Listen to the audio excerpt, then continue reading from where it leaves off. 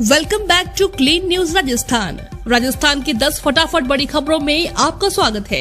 इससे पहले आप न्यूज को कहां से देख रहे हैं हमें कमेंट्स में बताना बिल्कुल न भूलें। साथ ही वीडियो को लाइक और चैनल को सब्सक्राइब भी करें।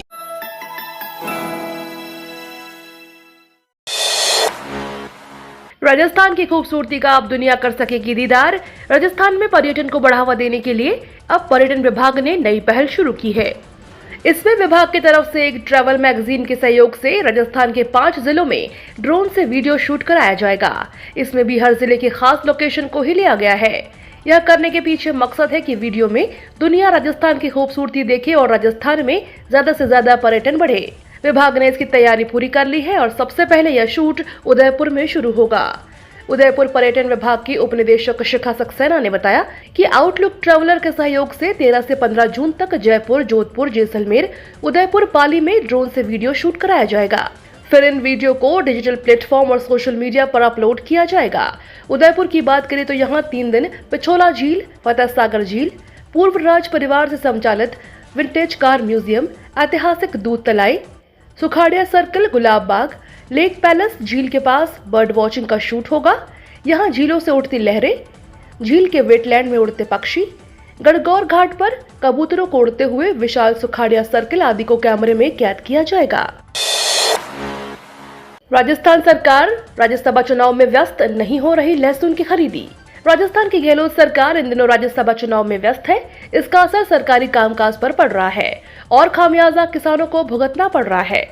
अभी तक राजस्थान में लहसुन और प्याज की खरीद शुरू ही नहीं हो पाई है।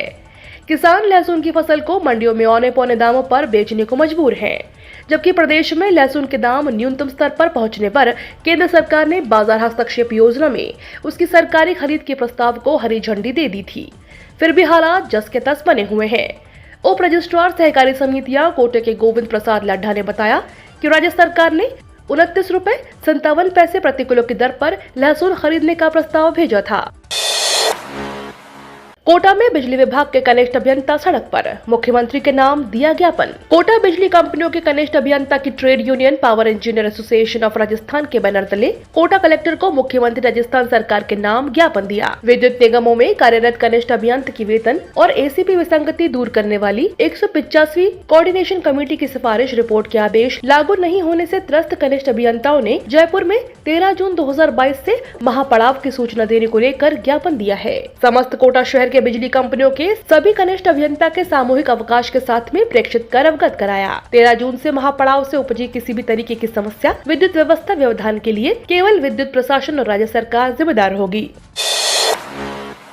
जोधपुर में एक बार फिर धारा 144 लागू। शहर में शांति बनाए रखने के लिए पुलिस ने एहतियात के तौर पर उठाया कदम। जोधपुर शहर में कानून व्यवस्था को बनाए रखने के लिए पुलिस प्रशासन ने कमिश्नरेट क्षेत्र में एक बार फिर से धारा 144 लागू कर दी है। यह कल रात 12 बजे से लागू हुई। जोधपुर में 2 मई की रात को 2 समुदाय के बीच विवाद के बाद धारा 144 लागू की गई थी, जिसकी अवधि समय समय पर बढ़ाई जाती रही। यह अवधि कल रात समाप्त हो गई थी। पुलिस उपायुक्त विनीत कुमार बंसल ने एक आदेश जारी कर बताया कि वर्तमान परिस्थितियों के परिप्रेक्ष्य में कमिश्नरेट क्षेत्र में कुछ असामाजिक तत्व कानून व्यवस्था को भंग करने की चेष्टा कर सकते हैं, जिससे जनसाधारण की सुरक्षा व शहर में शांति को खतरा उत्पन्न हो सकता है। ऐसे में इन परिस्थितियों को ध्यान में रखते हुए कमिश्नरेट क्षेत्र में धारा 144 लागू की जाती है। यह आदेश आज 9 जून से लागू होकर अगला आदेश जारी होने तक लागू रहेगा। इन महिलाओं को मंकी पॉक्स से खतरा, हवा में फैल सकता है ये खतरनाक वायरस। मंकी पॉक्स के केस दुनिया भर में लगातार बढ़ते जा रहे हैं। मंकी पॉक्स की यह बीमारी 30 से भी ज्यादा देशों में अब तक फैल चुकी है। इसका खतरा और डर दिनों दिन बढ़ता जा रहा है। इस वायरस के अब तक 800 से अधिक मरीज पाए जा चुके हैं। न्यूयॉर्क टाइम्स में छपी एक रिपोर्ट के मुताबिक एक्सपर्ट्स की राय मानी जाए तो उन्होंने आशंका जताई है कि मंकी पॉक्स की बीमारी हवा के जरिए फैल सकती है। उनके मुताबिक जिस तरह कोरोना वायरस हवा के जरिए फैलता है, उसी तरह मंकी पॉक्स भी इसके मरीज के आसपास रहने वाले लोगों को अपनी चपेट में ले सकता है।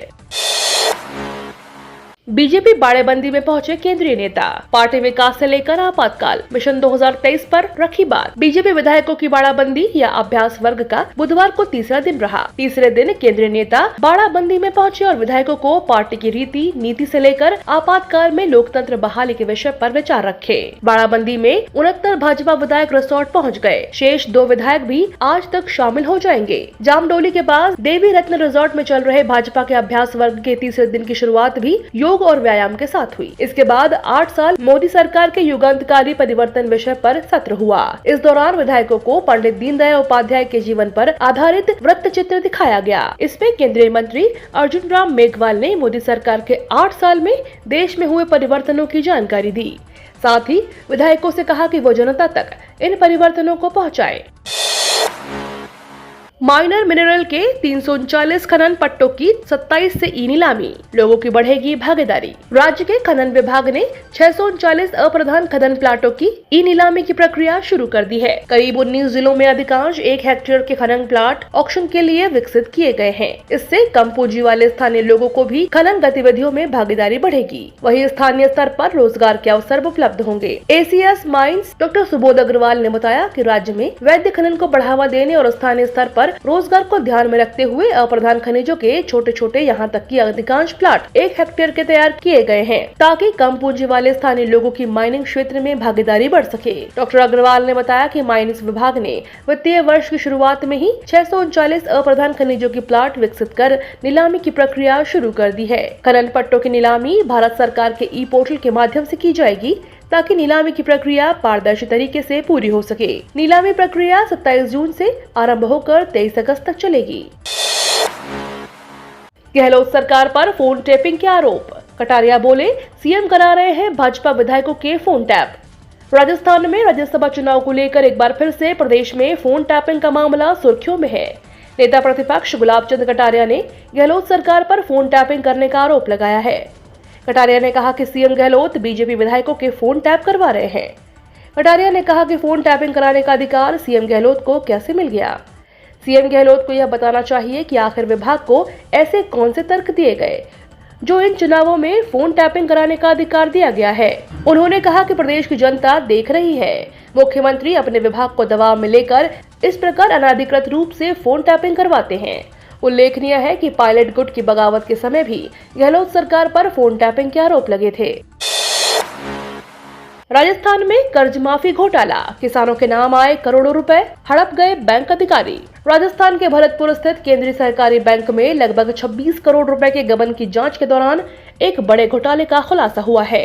हैरान करने वाली बात यह है कि बैंक अधिकारियों ने किसानों की कर्ज माफी के बदले सरकार की ओर से आए पैसे हड़प लिए।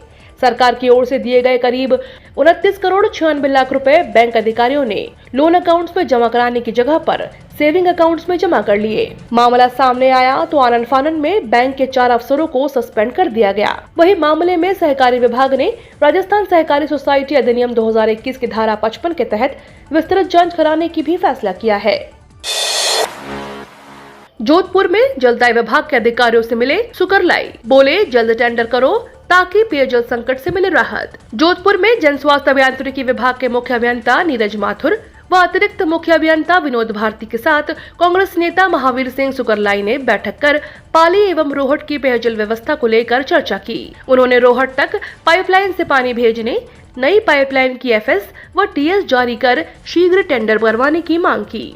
इसके बाद कुड़ी जाकर रोहट के लिए भरवाए जा रहे टैंकरों की व्यवस्था का भी जायजा लिया। सुकरलाई ने बताया कि जोधपुर से रोहट तक नई पाइपलाइन का प्रपोजल तो पहले 28 करोड़ रुपए का था, जिसे राज्य सरकार ने बजट रिप्लाई में स्वीकृति दी थी, लेकिन अप्रैल से नई BSR लागू होने से अब नया प्रपोजल जो कि लगभग 37 करोड़ रुपए का है, उक्त नए प्रपोजल को FS व TS के लिए भेजा गया है। उम्मीद है कि जल्द उसकी FS व TS जारी हो जाएगी। उसके बाद टेंडर प्रक्रिया शुरू हो जाएगी। उक्त कार्य के धरातल पर लाने के बाद आगे रोहट व पाली में पेयजल का संकट नहीं रहेगा।